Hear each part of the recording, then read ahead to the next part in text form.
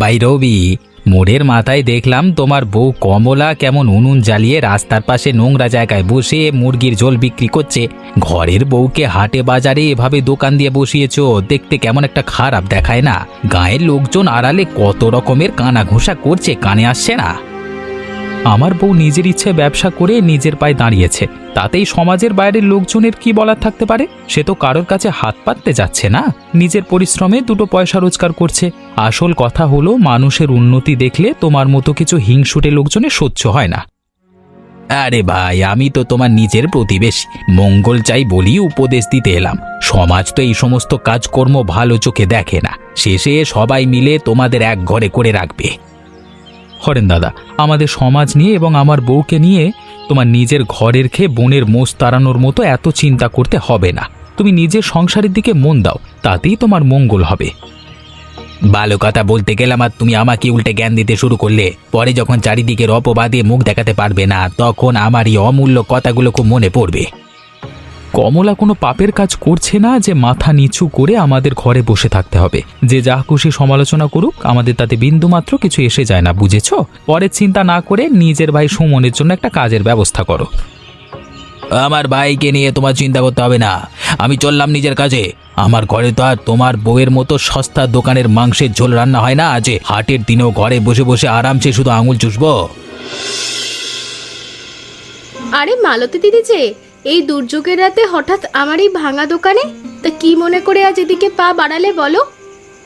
আজকে রাতে আর ঘরে কোনো রান্না বান্না করার ইচ্ছে নেই রে কমলা। 3 বেলা ওনাদের 2 ভাইয়ের জন্য যদি একদম উনুন থেকে নামানো গরম গরম রান্না না করে দিই, তবে তো মুখেই রোচে না। পুরুষ মানুষদের ওই এক স্বভাব দিদি, সারাদিন মাঠে ঘাটে খাটাখাটনি করে রাতের বেলা একটু ভালো মন্দ গরম খাবার মুখে তুলতে চায়। আমার উনি তো ঠিক একই রকম, কিন্তু ব্যবসার খাতিরে আমাকে সবসময় এই দোকানেই পড়ে থাকতে হয়, ঘরে তো সময়ই দেওয়া হয় না। আজকে দুপুর থেকে আমার শরীরটা খারাপ লাগছে, হাত পা কেমন কামড়াচ্ছে, তাই ভাবলাম রান্নাঘরে না ঢুকে আজকে রাতে তোমার দোকান থেকেই তরকারি নিয়ে যাব। তা আমাকে জলদি করে 50 টাকার মতন একটু ভালো দেখে বেশি করে মাংসের ঝোল দাও তো। তুমি একটু দাঁড়াও, আমি এখনই ডেকচি থেকে গরম ঝোল আর নরম মাংস তুলে দিচ্ছি। তোমার শরীর খারাপ শুনে খারাপ লাগলো। তোমার এই মুরগির মাংসের ঝোলের যা সুন্দর গন্ধ বেরোচ্ছে না কমলা, আমার তো এখনই জিভে জল চলে এলো। গ্রামে সবাই বলে তোমার হাতের রান্নায় নাকি আলাদা একটা জাদু আছে, যে একবার এই দোকানে এসে খায় সে বরাবর না এসে থাকতেই পারে না। আমি তো সামান্য রাঁধুনি মাত্র, পেটের দায়ে এই ব্যবসা শুরু করেছি, আর মানুষ ভালোবেসে আমার তৈরি খাবার মুখে তুলে নেয়, এই যা শান্তি। এই নাও, সাবধানে নিয়ে যেও। টাকাটা রাখো, এবার আমি আসি।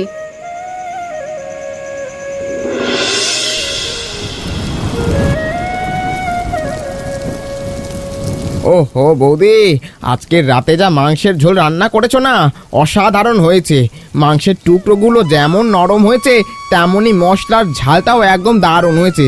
তুমি রোজ রোজ যদি আমাদের এমন সুন্দর মুরগির ঝোল করে খাওয়াও, তবে তো আঙুল চেটে পুটে সব ভাত নিমেষেই শেষ করে দেব। তোমরা 2 ভাই খেয়ে এতটা তৃপ্তি পাচ্ছ দেখে আমার খুব আনন্দ হচ্ছে। আসলে রোজ তো একঘেয়ে তরকারি রান্না করি, তাই ভাবলাম আজকে একটু অন্যরকম কিছু খাওয়াই। আজকে তোমার হাতের রান্নার প্রশংসা না করে থাকা যাচ্ছে না। মশলাপাতি একদম ঠিকঠাক মতো কষানো হয়েছে, এমন স্বাদ তো আগে কখনো তোমার হাতের তরকারিতে আমি পাইনি। রোজ এমন রান্না করলে তো বাজার থেকে রোজই মাংস কিনে আনবো। আসলে সত্যি কথা বলতে কি, এই মাংসের ঝোল কিন্তু আমি নিজে ঘরে রান্না করিনি। আমার শরীরটা আজ বিকেল থেকে খুব ম্যাজ করছিল, তাই মোড়ের মাথায় কমলার দোকান থেকে 50 টাকা দিয়ে ঝোলটা আনলাম। কি বললে তুমি? এই তরকারি ছোট জাতের কমলার দোকান থেকে কিনা রয়েছে? যে মেয়েটা রাস্তার মোড়ে বসে হাজারটা পুরুষের সামনে নোংরাভাবে ব্যবসা করে, তার হাতে ছোঁয়ায় খাবার তুমি আমাদের পাতে এনে দিলে? আমরা যার স্বামীকে সারাদিন ছোট লোক বলে গালমন্দ করি, তার দোকানের সস্তা খাবার তুমি আমাদের খাওয়াচ্ছ। আমার তো ভাবতেই এখন কেমন বমি বমি ভাব আসছে। তোমরা শুধু শুধু কেন এত রাগ করছো বলো তো? খাবার তো খাবারই, তার আবার জাত কিসের? বেচারি কমলা কত পরিষ্কার পরিচ্ছন্নভাবে রান্না করে বিক্রি করে, গ্রামের সবাই তো ওর ওখান থেকে আনন্দের সাথে খাবার কিনে নিয়ে যায়। তোমরা ওরকম হিংসা করো কেন? আমার বাড়িতে দাঁড়িয়ে ওই কমলার গুণগান গাওয়া আমি একদম সহ্য করব না। ও কেমন মেয়ে তা খুব ভালো করেই জানে, তুমি আর ওকে ভালো প্রমাণ করতে যাও না। দাদা একদম ঠিক কথা বলেছে বৌদি। এই অর্ধেক খাওয়া ভাত আমি আর মুখে তুলবো না। দাদা চলো আমরা দোকান থেকে মুড়ি কিনে খাই গিয়ে। হ্যাঁ তাই চলো।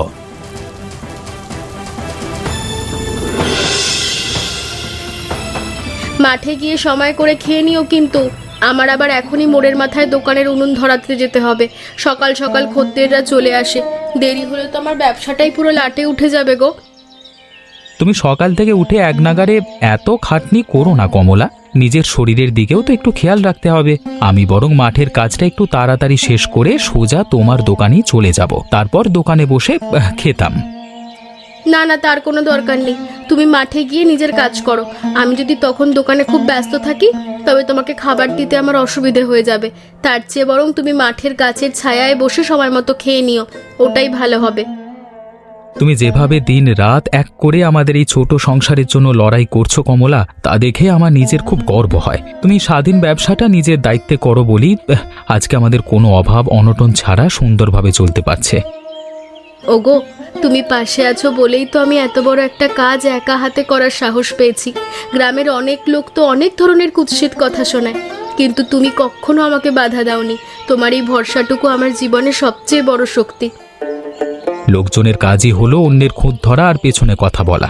ওসব কথায় কান দিলে জীবনে কখনো উন্নতি করা যায় না। তুমি মন দিয়ে নিজের কাজ করে যাও, আমি সব সময় তোমার পাশে ঢাল হয়ে দাঁড়িয়ে থাকবো। কেউ আমাদের ক্ষতি করতে পারবে না, এই বিশ্বাসটা রেখো। তোমার মুখে এই কথাগুলো শুনলে আমার মনের সব ক্লান্তি দূর হয়ে যায়। তবে শোনো, আজ হাটে যাওয়ার সময় ঘর থেকে কিছু শুকনো কাঠ নিয়ে যেও। রান্না করা কাঠ প্রায় ফুরিয়ে গেছে। আচ্ছা ঠিক আছে, আমি ফেরবার পথে জঙ্গল থেকে এক আঁটি শুকনো কাঠ মাথায় করে নিয়ে সোজা তোমার দোকানেই চলে আসবো। তুমি এখন সাবধানে দোকানে যাও আর সাবধানে থেকো। কোনো সমস্যা হলে মোড়ের মাথার চায়ের দোকানে মদন কাকাকে একটু ডেকে নিও। মদন কাকা খুব ভালো মানুষ গো, আমার নিজের মেয়ের মতন স্নেহ করে, সব সময় বিপদে আপদে আগলে রাখে। তুমি এখন আর দেরি করো না, বড্ড রোদ উঠে যাচ্ছে আকাশে। তাড়াতাড়ি মাঠে যাও আর সাবধানে কোদাল চালিও।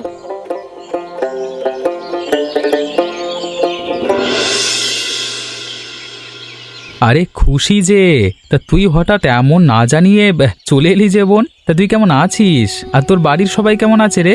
এবার যে অনেক দিন পর বাপের বাড়ি বেড়াতে এলি, বিমল তো তোর সাথে আসেনি দেখছি। সে কি খুব আমি ভালো থাকি কেমন করে দাদা? তোমাদের এই সমস্ত কাণ্ড কারখানা দেখে আমার তো আর এই বাড়িতে আসতে ইচ্ছে করে না। বৌদির এই রাস্তায় মোড়ে বসে মাংসের ঝোল বিক্রি করার ব্যবসাটা আমার একদম ভালো লাগে না। এর জন্য আমাকে শ্বশুর বাড়িতে কত শত কথা শুনতে হয়। কেন রে খুশি, তোর শ্বশুর বাড়ির লোকজন আবার তোকে কি কথা শোনালো? কমলা তো কোনো চুরি ডাকাতি করছে না, সে সততার ব্যবসা করে সংসার চালাচ্ছে। এতে লজ্জার কি আছে? আর তোকেই বা কেন শ্বশুর বাড়িতে কথা শুনতে হবে? ওমা, তুমি তো দাদার মতন গা কথা বলে পুরো বৌদির হয়ে কথা বলছো দেখছি। শ্বশুর বাড়ির সবাই ঠাট্টা করে বলে তোর বাপের বাড়ির বউ নাকি রাস্তার মোড়ে দাঁড়িয়ে মাংসের ঝোল বিক্রি করে। এই অপমান আমি কেমন করে সহ্য করব? তোর বৌদি কষ্ট করে মাথার ঘাম পায়ে ফেলে এই ব্যবসাটা দিন রাত করে বলি তো আজকে আমাদের অভাবের সংসারটা এত ভালো চলছে। তোরা যখনই আসিস ভালো মন্দ খাওয়াতে পারি। রাখো তোমার সংসারের অজুহাত দাদা। নিজের ইজ্জতের চেয়ে কি টাকার দাম বেশি হয়ে গেল তোমাদের কাছে? পাড়ার লোকে যখন আমাকে দেখে হাসাহাসি করে তখন আমার মাটিতে মিশে যেতে ইচ্ছে করে। এই ফালতু ব্যবসা তোমরা এক্ষুনি বন্ধ করো, না হলে আমি এখানে আর আসবো না। তুই শান্ত হ খুশি, এভাবে মাঝ মাঠে দাঁড়িয়ে রাগারাগি করিস না। লোকে দেখলে কি বলবে বলতো? তুই যখন বলছিস তোর শ্বশুর বাড়িতে কথা শুনতে হয়, তখন আমি অবশ্যই এই বিষয় নিয়ে আজকে রাতেই তোর বৌদির সাথে কথা বলবো। হ্যাঁ, আজ রাতেই এর ফয়সালা করতে হবে দাদা, নয়তো এই সমাজে আমাদের আর কোনো সম্মান থাকবে না। বৌদিকে বলো কাল থেকে ঘরে বসে শুধু ঘরের কাজ করতে। তুই যখন এত করে বলছিস বোন, আমি তোর বৌদিকে কালকে থেকেই এই মুরগির ঝোলের ব্যবস্থা করতে একদম পরিষ্কার নিষেধ করে দেব। তুই আর রাগ না করে সোজা বাড়ি চলে যা, ঘরে গিয়ে একটু হাত মুখ ধুয়ে বিশ্রাম নে। কমলা তোকে দেখলে খুব খুশি হবে।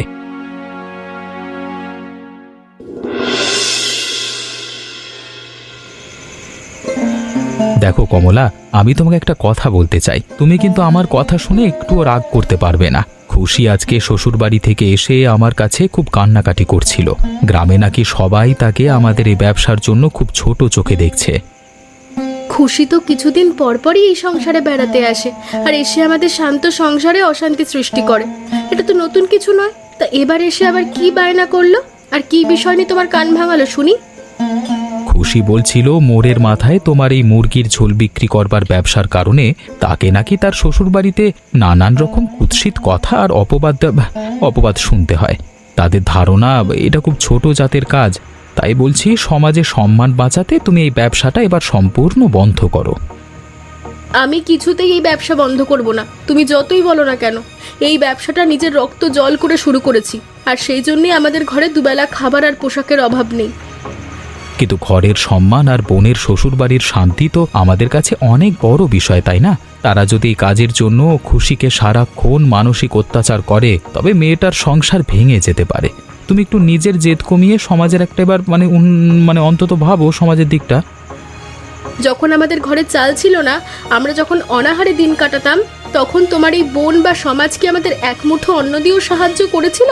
আজ আমি নিজের পায়ে দাঁড়িয়ে 2 পয়সা কামাচ্ছি বলে সবার গায়ে ফোসকা পড়ছে। আমি তো তোমার কষ্টের কথা বুঝি কমলা, কিন্তু খুশি আমাদের একমাত্র আদরের বোন। সে শ্বশুরবাড়িতে মুখ পুড়িয়ে থাকবে, এটা তো দাদা হিসেবে আমার পক্ষে মেনে নেওয়া খুব কষ্টের। আমি কোনো পাপ কাজ তো করছি না যে আমাকে মাথা নিচু করে সমাজকে ভয় পেতে হবে। খুশিকে পরিষ্কার বলে দাও নিজের ঘরের দিকে মন দিতে, অন্যের সংসারে নাক গলানোটা বন্ধ করতে। তুমি দিন দিন বড্ড বেশি একগুঁয়ে হয়ে উঠেছ কমলা। আমার কথা কানে দিচ্ছ না। যদি এই ব্যবসার কারণে আমাদের পরিবারে কোনো বড় ধরনের অশান্তি নেমে আসে, তখন কি হবে? খুশি বা হরেনদের মতন হিংসে করা লোকেদের কথায় আমার নিজের কষ্টের তিল তিল করে গড়ে তোলা ব্যবসা আমি কিছুতেই বন্ধ করতে পারবো না, আর এটা আমার শেষ কথা। রবি, এই ঘোর দুর্যোগের মধ্যে ভ্যানে করে এতগুলো নতুন চকচকে টিন নিয়ে কোথায় যাওয়া হচ্ছে শুনি? বউয়ের দোকানের মুরগির মাংসের ঝোল বিক্রি টাকা দিয়ে বুঝি এবার নিজেদের ভাঙা খড়ের ঘরে নতুন টিন দেওয়া হচ্ছে। নিজের তো কোনো ক্ষমতা নেই, এখন বউয়ের উপার্জনে নবাবি আনা হচ্ছে। বাবা বাবা, বেশ বেশ বেশ বেশ বেশ বেশ। দাদা, এই রবির অহংকার দিন দিন বড্ড বেড়ে যাচ্ছে। আমাদের দেখেও কেমন না দেখার ভান করে চলে গেল। ওর বউ রাস্তায় বসে 2 পয়সা কামাচ্ছে বলে ওরা এখন আমাদের আর মানুষ বলেই গণ্য করছে না। এই ছোট লোকদের উচিত শিক্ষা না দিলে আমাদের আর সমাজে কোনো সম্মান থাকবে না। তো ওর বউয়ের জন্যই আমাদের ঘরে সেদিন রাতে এমন অশান্তি হলো। ওনাকে তো আমি কিছুতেই সহজে ছেড়ে দেব না। দাদা, আমাদের একটা কিছু বড়সড় ব্যবস্থা করতেই হবে, যাতে ওদের এই অহংকার এক নিমিষে মাটিতে মিশে যায়। ওই রবির বউ কমলা যে মোড়ের মাথায় খড়ের চালা বানিয়ে দোকান খুলেছে, আমাদের রাতের অন্ধকারে গিয়ে ওটা একদম নষ্ট করে দিতে হবে। হ্যাঁ রে সুমন, তুই তো আমার মনের কথাই বলে দিলি। ওই দোকানটাই হলো ওদের অহংকারের আসল উৎস। মোড়ের মাথার ওই খড়ের দোকানটা যদি একবার আমরা ভেঙে গুঁড়িয়ে দিতে পারি, তবে কমলার ব্যবসা একেবারে লাটে উঠে যাবে। তখন দেখব ওই কমলা কেমন করে রাস্তায় বসে মুরগির ঝোল বিক্রি করে, আর কেমন করে রবি ভ্যানে করে নতুন গ্রাম ঘুমে কাদা হয়ে থাকবে। তখন আমরা গিয়ে কাজটা শেষ করব। এখন চল দ্রুত বাড়ি ফিরি। আরে খুশি, তুমি যে হঠাৎ কোনো কিছু না জানিয়ে এত তাড়াতাড়ি বাপের বাড়ি থেকে নিজের ঘরে চলে এলে। আমি তো ভেবেছিলাম তুমি এবার বাপের বাড়িতে অন্তত কয়েকটা দিন আনন্দের সাথে কাটিয়ে আসবে। তা হঠাৎ কি হলো বলো তো? আর বলো না গো, নিজের বাপের বাড়ির কথা মুখে আনতেও আমার ঘেন্না করে। বৌদি আমার কথা শুনলই না। সে রাস্তার ধারে নোংরা মুরগির ঝোলের ব্যবসা কিছুতেই বন্ধ করবে না। কমলা বৌদি তো কোনো খারাপ কাজ করছে না খুশি। সে নিজের পরিশ্রমে সৎ পথে ব্যবসা করে সংসার চালাচ্ছে। তুমি শুধু শুধু ওনাদের ওই স্বাধীন ব্যবসা নিয়ে এত মাথা ঘামাতে কেন যাও? উমা, তুমিও দেখছি এখন আমার দাদার মতোই সস্তা রাধুনী বৌদির হয়ে দালালি করতে শুরু করলে। আমার দাদা তো বউয়ের আঁচল ধরা মানুষ হয়েছে। বৌদির এমন একগুঁয়ে স্বভাবের জন্য আমি রাগে বাপের বাড়ি চলে এসেছি। খুশি, তুমি এখন বাপের বাড়ির ঝগড়া বন্ধ করো। আমার নিজের মাথার ওপর এখন আকাশ ভেঙে পড়ার মতো বিপদ এসেছে। তুমি বাপের বাড়িতে যাওয়ার পর থেকেই এখানে আমার ব্যবসায় অনেক বড়সড় লোকসান হয়ে গেছে। আমি পুরো দেউলে হয়ে গেছি। সে কি গো, তুমি এসব কি অলক্ষণে কথা বলছো? ব্যবসায় আবার কেমন করে এত বড় ক্ষতি হয়ে গেল? তুমি তো কদিন আগেই মহাজনের কাছ থেকে অনেক টাকা লোন নিয়ে এই নতুন ব্যবসাটা শুরু করলে। হ্যাঁ খুশি, আমি সেই মহাজনের কাছ থেকে চড়া সুদে অনেক টাকা ধার নিয়েছিলাম, কিন্তু এখন আমার সব শেষ। মহাজন পরিষ্কার বলে দিয়েছে, আগামী 1 সপ্তাহের মধ্যে লোন শোধ না করলে আমাদের এই সাধের বাড়ি ছাড়তে হবে। এখন কি হবে গো আমাদের? একটা উপায় তো বের করতে হবে। আমাদের মাথা গোজার ঠাইটুকু হারিয়ে যদি যায়, কোথায় গিয়ে দাঁড়াবো? আমাদের টাকা জোগাড় করার মতো কোনো আত্মীয় স্বজন বা চেনা লোকও তো গ্রামে নেই। আমিও নিজে সকাল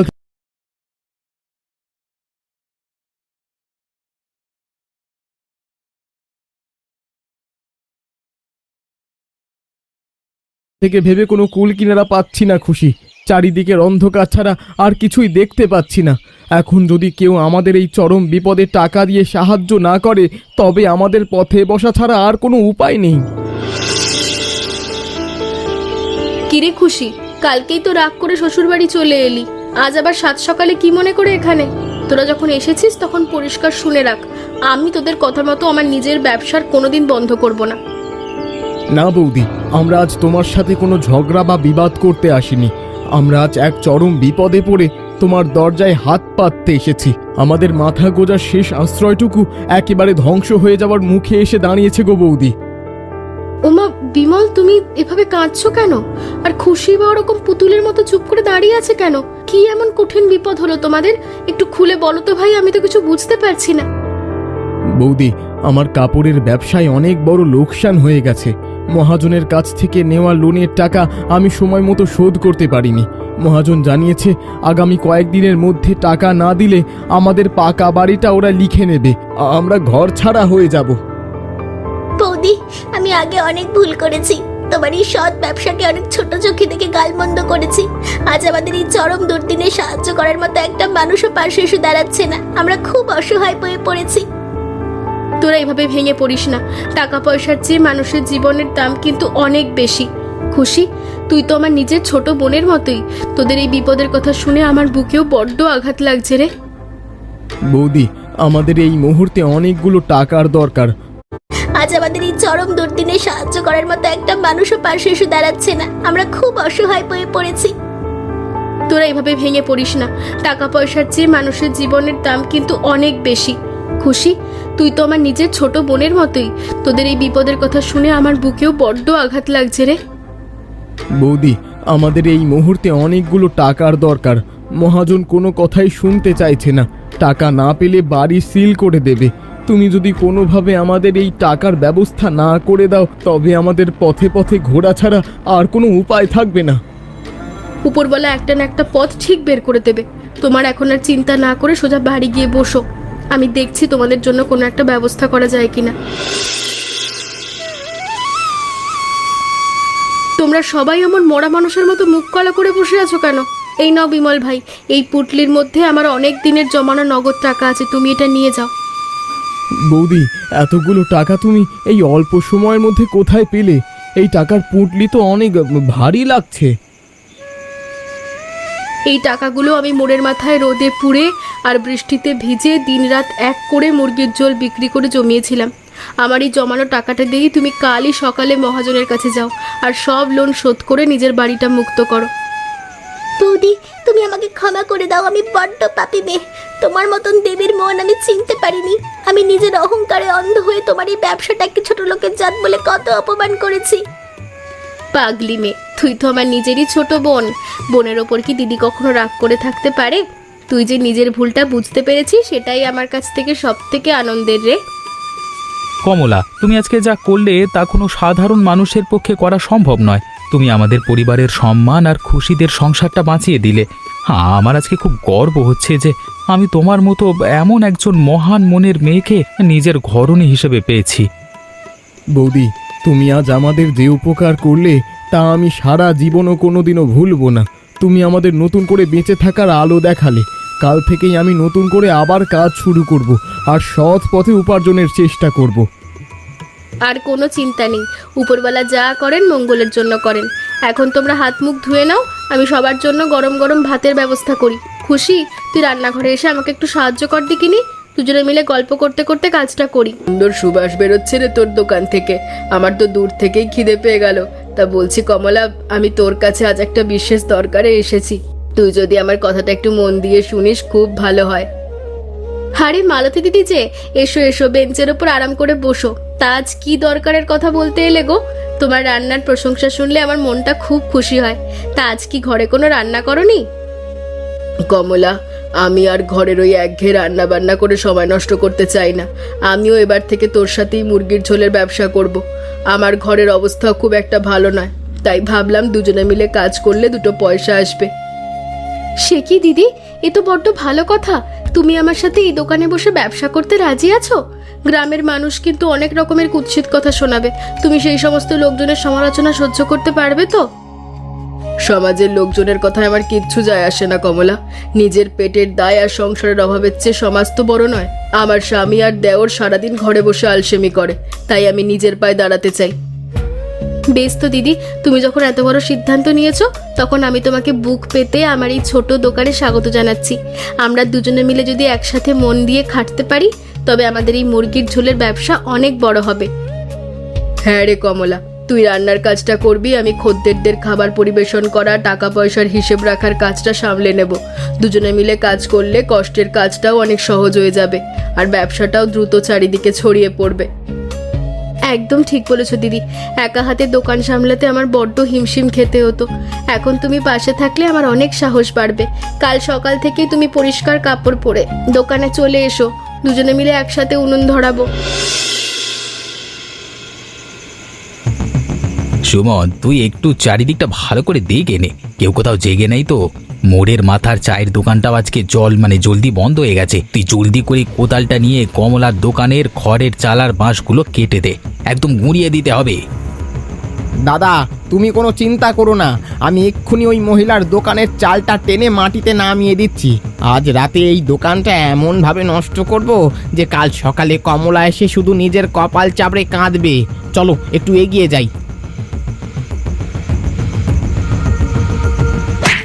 ওরে বাবা গো, মরে গেলাম দাদা, আমার পাটা বোধহয় একেবারে ভেঙে গুঁড়িয়ে গেল গো। এই অন্ধকারের মধ্যে আমি রাস্তার ধারের এত বড় গর্তটা একদম দেখতে পাইনি। আমাকে তাড়াতাড়ি টেনে তোলো দাদা। কি রে সুমন, তোর পায়ে বড্ড বেশি চোট লেগেছে নাকি? পাটা তো দেখছি কেমন ফুলে উঠছে। এখন তবে আমাদের এই কাজের কি হবে? দাদা, আমার পাটা মচকে গেছে, আমি আর একদমও হাঁটার ক্ষমতা পাচ্ছি না গো। আমার এখন মনে হচ্ছে আমরা আজ এক নিষ্পাপ মেয়ের ক্ষতি করতে এসেছিলাম বলেই উপরওয়ালা আমাদের হাতে নাতে এই চরম শাস্তি দিলেন। উহ, তুই ঠিকই বলেছিস সুমন, এই অন্যের ক্ষতি করতে চাইলে নিজের বড় ক্ষতি হয়। পাপ করলে ওপরওয়ালা কখনো কাউকে ছেড়ে কথা বলে না। দাদা চলো, আমরা আর কমলার কোনো ক্ষতি করার কথা মনেও আনবো না। নিজেদের ভুল বুঝতে পেরেছি, এখন ঘরে চলো। জীবনে আর কোনোদিন কমলার ক্ষতি করব না, এই প্রতিজ্ঞা করছি। দেখেছো কমলা, সময়ের সাথে সাথে আমাদের জীবনটা কেমন সুন্দরভাবে বদলে গেল। আজকে আমাদের ঘরের উপর খড়ের বদলে মজবুত টিন শোভা পাচ্ছে। এখন আর রাতে ঝড় বৃষ্টি হলে আমাদের একটুও ভয় পেতে হয় না, মনের সুখে আরামে ঘুমোতে পারি। হ্যাঁ গো, এই সমস্ত কিছুই সম্ভব হয়েছে ওই মোড়ের মাথায় মুরগির ঝোলের ব্যবসার জন্য, আর তোমার দেওয়া সেই অসীম ভরসার জন্য। এখন তো মালতী দিদিও আমার দোকানে যোগ দিয়েছে, দুজনে মিলে ব্যবসা করায় বিক্রি আগের চেয়ে দ্বিগুণ বেড়ে গেছে। মালতী বৌদি আশায় তোমার খাটনি অনেক কমেছে কমলা। আর হরেন আর সুমনও আজকাল আমাদের দেখলে কেমন মাথা নিচু করে সম্মান দিয়ে চলে। ওরা নিজেদের ভুল বুঝতে পেরেছে বলেই হয়তো আজকে আমাদের সাথে আর কোনো শত্রুতা বা হিংসা করতে আসে না। ওদিকে খুশি আর বিমল ভাইও তাদের মহাজনের সব লোন শোধ করে দিয়ে এখন নিজেদের বাড়িতে খুব শান্তিতে আর সুখে সংসার করছে। খুশি তো এখন প্রায় বাপের বাড়িতে আসে, আর আমার রান্নার কাজে কত সুন্দর সাহায্য করে, কোনো রাগ নেই। খুশি যে নিজের ভুল বুঝতে পেরে সম্পূর্ণ বদলে গেছে, এটাই দাদা হিসেবে আমার জীবনের সবচেয়ে বড় পাওনা। আর মনের চরম শান্তি গো কমলা।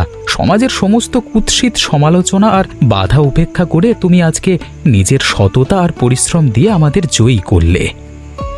হ্যাঁ গো, চলো কাল সকালে আবার নতুন উদ্যমে আবার দোকান খুলতে হবে। আমাদের এই সুখের